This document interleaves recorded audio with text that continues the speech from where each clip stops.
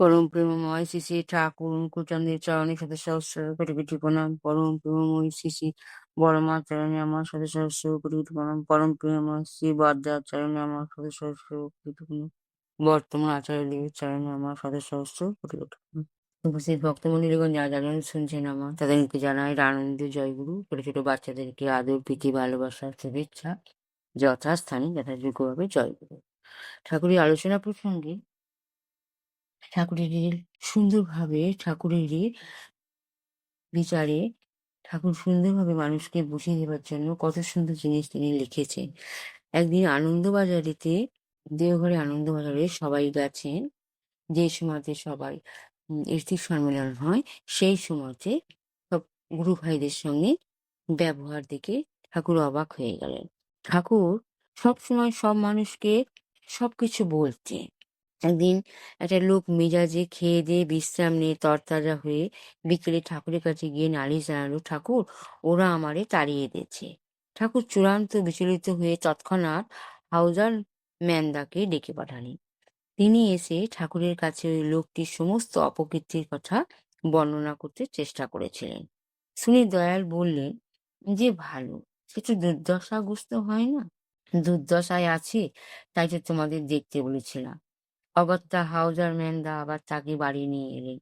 অনেক অন্যায় অত্যাচার সহ্য করে এবার 7 দিন রাখতে পারলেন। তারপর আবার তাড়িয়ে দিতে বাধ্য হলেন এবং যথারীতি সে পুনরায় ঠাকুরের কাছে গিয়ে নালিশ জানাল এবং দয়ালের দরবারে হাউজার ম্যান্দার ডাক পড়ল। মিনমিন করে তিনি বললেন, ঠাকুর ওই লোকটা স্বার্থপরতা, অসৎ আচার, আত্মকেন্দ্রিকতার প্যাকেজ। ওর কোনো পরিবর্তন হবে না, ওকে বিশ্বাস করাই যায় না। ওর সব কথা ভিত্তিহীন।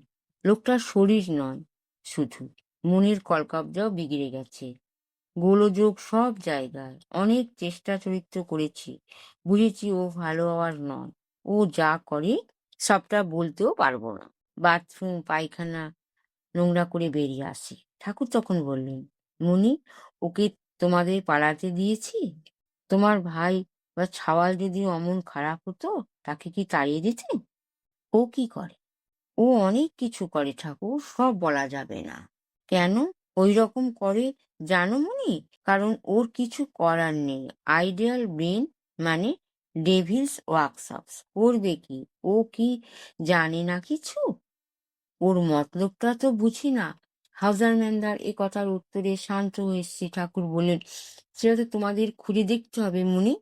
একটা কিছু দিয়ে দেখিয়ে ভেবে নিতে হয় ক্যাম্বা করলে কেমনটা হয়। নিজের পায়ে দাঁড়াতে পারলে ও তো কাউকে বিরক্তি করবে না।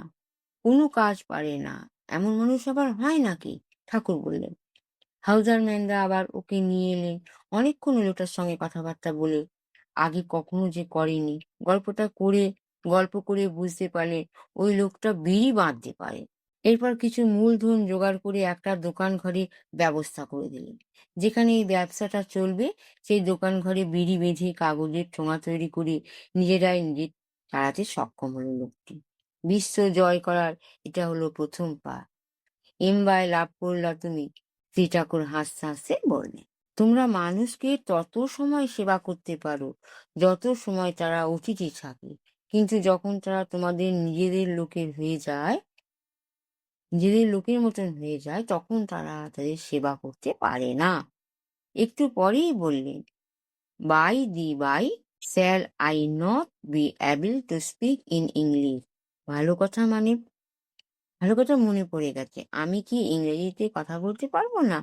হাউজার ম্যানরা, we shall not learn Bengali if you continue speaking in English. আপনি যদি এইভাবে ইংরেজি বলেন তাহলে আমরা বাংলা শিখতে পারবো না।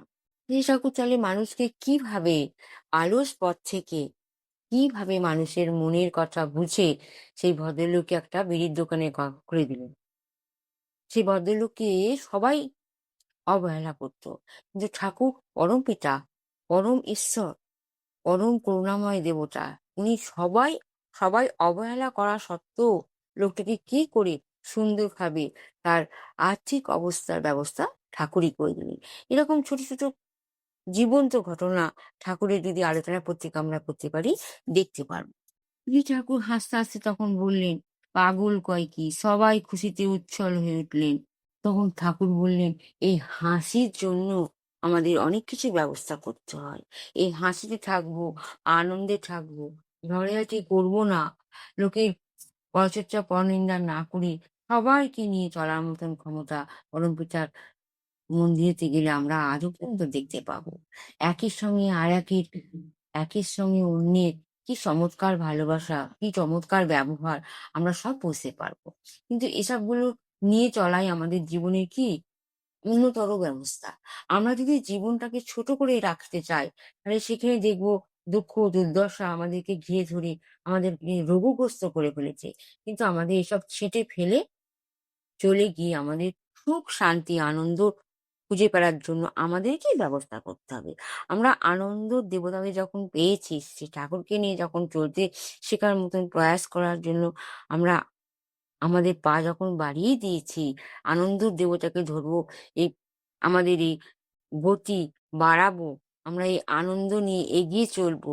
এসব করার জন্য আমাদেরকে নিজেকে অনেক কিছু করতে হবে। আমাদের আলস হয়ে বসে থেকে ঝগড়াঝাটি করে আমাদের মাথাটাকে অন্য জায়গায় না খাটিয়ে আমাদের ধর্মস্থানে নিয়ে এসে মাথাটাকে কাজ করে ধর্মকে কেন্দ্র করে আনন্দ পথ খুঁজে বের করতে হবে। কেন জীবন হচ্ছে অল্প। এই জীবন অল্প সময় আমরা কিভাবে সুখে শান্তিতে থাকতে পারবো, পরমপিতাকে নিয়ে চললেই আমরা বুঝতে পারবো। ঠাকুর আলোচনা প্রসঙ্গে কথাগুলো আমরা যে পড়ি, ঠাকুর যে আলোচনা প্রসঙ্গে আমাদের একেকটা মানে সত্যি ঘটনা অবলম্বনে সবকিছু লিখে জানিয়েছে। আমাদের ভেতরের মধ্যে কি এসব সবার মনের মধ্যে ভেতরে নোংরা বা অপরিষ্কার জিনিস আছে, সেগুলোকে পরিষ্কার করে দেবার জন্য ঠাকুর ব্যবস্থা করে দিয়েছে। যে সবাইকে নিয়ে থাকা সম্ভব হয়ে ওঠে না। বর্তমান যুগে মানুষ প্রচন্ড পরিমাণে মানে একা থেকে এমন একটা হিংসে ভাব মনের মধ্যে চলে এসেছে যে এই হিংসে ভাবকে তাড়াইয়ে উঠে আমাদেরকে ঠাকুরকে নিয়ে চলা খুবই দরকার। ঠাকুরকে নিয়ে চলতে গেলে অনেক কিছু জানা যাবে, শেখা যাবে, বোঝা যাবে। এরপর তার আতুর চরণে আপনারা সবাই আসুন, সবাই ঠাকুরকে নিয়ে চলে হাসি খুশি জীবন নিয়ে সুখে শান্তিতে কাটান। ঠাকুরের কাছে সবার মঙ্গল কামনা প্রার্থনা করি। আপনারা যে যেখানে আছেন ভালো থাকুন, সুখে থাকুন, শান্তি থাকুন। এই বলে আমি বাণী বিরমিছি। জয় গুরু, বন্দে পুরুষোত্তম।